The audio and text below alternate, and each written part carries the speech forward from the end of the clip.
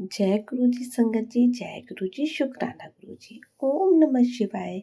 शिव जी सदा सहाय, ओम नमः शिवाय। गुरु जी सदा सहाय। आइए संगत जी, सुनिए गुरु जी का सत्संग। बहुत ही प्यारा सत्संग है, बहुत ही बेसिक सत्संग है। आपसे बस यही रिक्वेस्ट है, आप पूरा सुने, पूरी भक्ति भाव से सुने और सत्संग एंड तक सुने। और कमेंट में जय गुरु जी लिखना बिल्कुल ना भूलें। अगर सत्संग आपको अच्छा लगे तो आगे संगत जी के साथ शेयर जरूर करें।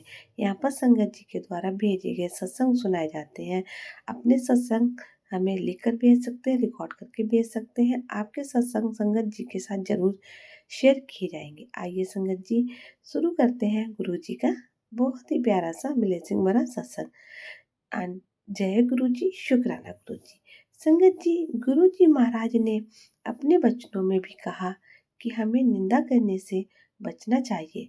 निंदा किसी की भी भली नहीं है, ना ही हमें सुननी चाहिए, ना ही करनी चाहिए। गुरु जी कहते हैं कि जिसकी तुम निंदा करते हो उसकी निगेटिविटी खुद खुद ले लेते हो और अपनी पॉजिटिविटी उसे ट्रांसफर कर देते हो। संगत जी, निंदा करने से क्या होता है आपको पता है? कि हमारे पुण्य जो भी हम कमाते हैं पूजा भक्ति सेवा में सिमरन से, वो हम जिसकी निंदा करते हैं उसको ट्रांसफर कर देते हैं और उसके पाप कर्म अपने ऊपर ले लेते हैं। निंदा करने से हमेशा बचना चाहिए और ना ही निंदा हमें सुननी चाहिए। संगत जी, एक बहुत ही प्यारी ऐतिहासिक घटना जिससे हमें बहुत कुछ सीखने को मिलता है कि निंदा करने से क्या होता है। एक राजा जो ये पढ़ लेता है कि मैं रोज प्रतिदिन 100 व्यक्तियों को भोजन कराऊंगा। बहुत ही दयालु और परोपकारी वो राजा, बहुत ही भगवान को मानने वाला, और काफी दिनों तक उसका ये आयोजन चलता रहा। फिर एक दिन ऐसा हुआ कि जो भोजन तैयार कर रहे थे उनमें एक सांप अपना जहर घोल देता है और जितने भी 100 अंधे व्यक्तियों को भोजन कराते उनकी मौत वहीं हो जाती है। अब पूरे राज्य में हाहाकार मच जाता है। राजा भी अपने आप को उन 100 निर्दोष व्यक्तियों का हत्यारा मान के बड़ा ही दुखी होता है। पश्चाताप करने के लिए राज्य से निकल जाता है। संगत जी, उसी वक्त धर्मराज ये डिसाइड नहीं कर पाते हैं कि दोष किसका है, सांप का है और रसोइयों का है या उस राजा का है। अभी वो कुछ निर्धारित कर ही रहे थे कि कुछ लोग बैठ के 3-4 व्यक्ति राजा की बुराई करने लगे, निंदा करने लगे कि राजा ने जानबूझ के ऐसा किया है, अब दिखावा कर रहा है, 100 व्यक्तियों को मार दिया, ये है वो है, और उल्टा सीधा कहने लगे। संगत जी, तो धर्मराज को निर्धारित करने में कुछ ही मिनट लगे कि इन 100 व्यक्तियों का हत्यारा जो वह व्यक्ति निंदा कर रहे हैं उनको दोषी माना जाएगा। तो आपने देखा कि निंदा करने से क्या होता है, हम दूसरों के पाप कर्म अपने ऊपर ले लेते हैं। केवल एक राजा की निंदा करने से ही उन व्यक्तियों को 100 दोषित निर्दोष व्यक्तियों का हत्यारा माना और उन्हें उस चीज के लिए दंडित ठहराया गया। तो संगत जी, निंदा कितनी बुरी चीज है, एक ऐसा अवगुण है जो हम जाने अनजाने में हमेशा करते हैं। फिर हम कहते हैं कि हमारी पूजा भक्ति सफल क्यों नहीं होती है। हम तो संगत सत्संग में जा रहे हैं, गुरु जी के बड़े मंदिर भी जा रहे हैं, हम चाहे कितनी ही सेवा भक्ति कर ले, कुछ भी कर लें, पर कुछ फल के लिए जब हम किसी की निंदा करते हैं तो अपनी सारी कमाई, अपनी पूजा भक्ति, अपने पुण्य सबको दे देते, उनको दे देते हैं। इसलिए हमारी झोली खाली रह जाती है। संगत जी, हमें कभी किसी की निंदा करने के साथ साथ सुननी भी नहीं चाहिए। अगर आपके सामने कोई किसी की निंदा करता है तो उस व्यक्ति आप या तो वहाँ से हट जाए या अपने मन में ही गुरु जी का जाप शुरू कर दें। और जब भी कभी आपका मन किसी के लिए कोई थॉट आए, क्योंकि संगत जी कुछ ना कुछ जीवन में चलता ही रहता है, उससे बचने के लिए भी आप गुरु जी महाराज का नाम लें, उनका मंत्र जाप करें, पर किसी के बारे में गलत ना सोचें।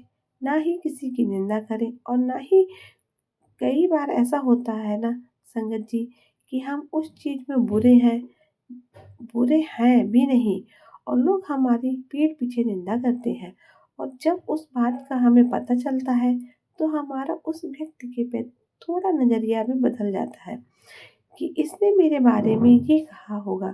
पर हमें ऐसा भी नहीं करना है। जब हमारी कोई निंदा करता है तो हमें खुश होना चाहिए, उसका शुक्रिया करना चाहिए क्योंकि वो हमारे मैले कपड़े धो रहा है, हमारे पाप कर्म ले रहा है और अपने पुण्य हमें दे रहा है। संगत जी आपको पता है भक्त कभी हमेशा यूं ही नहीं गाया करते थे।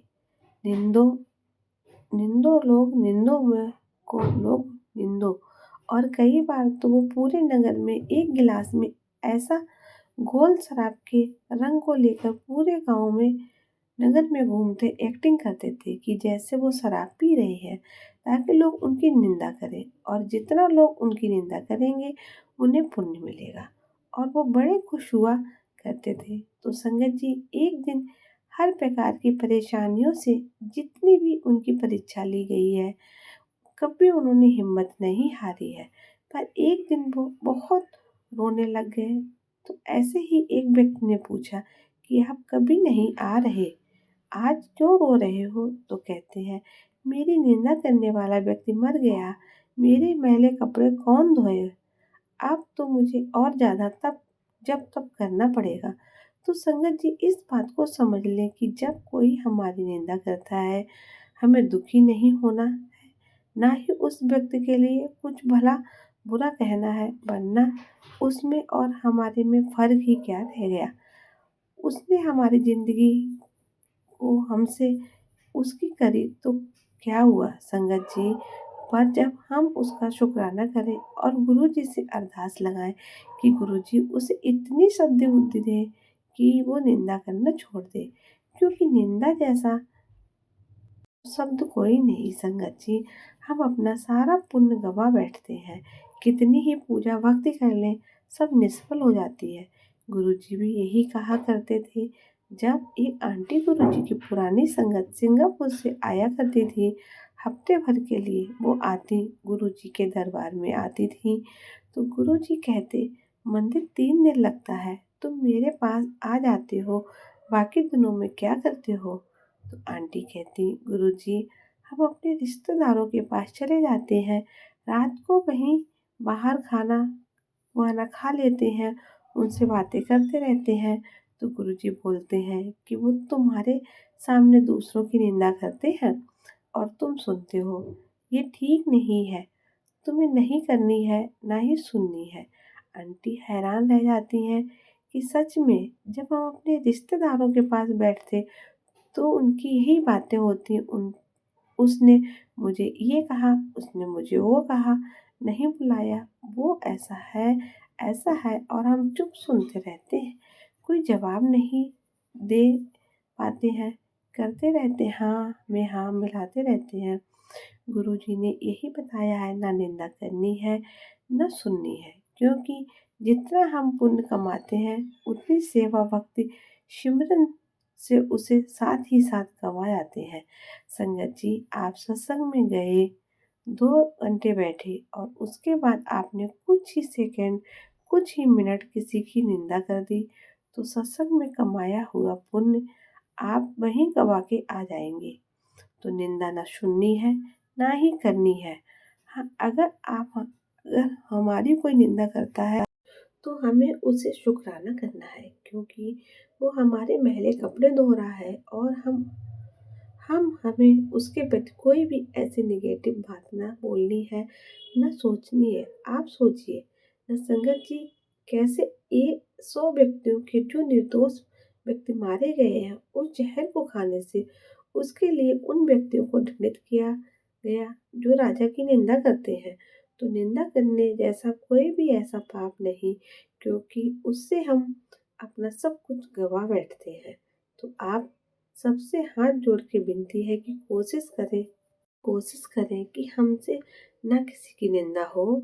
जब भी कोई ऐसी सिचुएशन आ जाए, किसी के लिए हमारे मन में कुछ थॉट भी आता है तो गुरुजी महाराज का नाम लिया करो, उनका मंत्र जाप शुरू कर दिया करो कि गुरुजी ने हमें मना किया है, ना हमें किसी की बुराई करनी है ना सुननी है। संगत जी, इस चीज़ से हम तभी बच सकते हैं धीरे धीरे, जब हम ये प्रयास करेंगे तो हमारी आदत भी छूट जाती है, जिससे कि हमारा सत्संग सेवा सिमरन जितने भी हम ऐसे पुण्य के काम करते हैं वो हमारी झोली में भरे और हमारे कर्म कटे। और गुरुजी महाराज तो वैसे ही भी हमारे कर्म ही कटवाने आए हैं। गुरु जी को मानने का मतलब है उनके बताए हुए वचनों पर चलना, के हुक्म में रहना। गुरु जी ने कहा निंदा नहीं करनी, तो आज से संगत जी हम सब यही प्रण लेते हैं कि हम न किसी की निंदा सुनेंगे और ना ही किसी की निंदा करेंगे। संगत जी, गुरु जी महाराज अपना हाथ हमेशा सबके ऊपर ऐसे ही बनाए रखे, सभी संगत परिवार को हमेशा सुखी रखे, उनके घर में हमेशा धन धान से भरा रहे, यही हमारी प्रार्थना है गुरु महाराज जी से। तो संगत जी, अनंतम अनंतम शुक्राना। जय गुरु जी, शुक्राना गुरु जी। ओम नमः शिवाय। शिव जी सदा सहाय। ओम नमः शिवाय। गुरु जी सदा सहाय। जय गुरु जी, शुक्राना।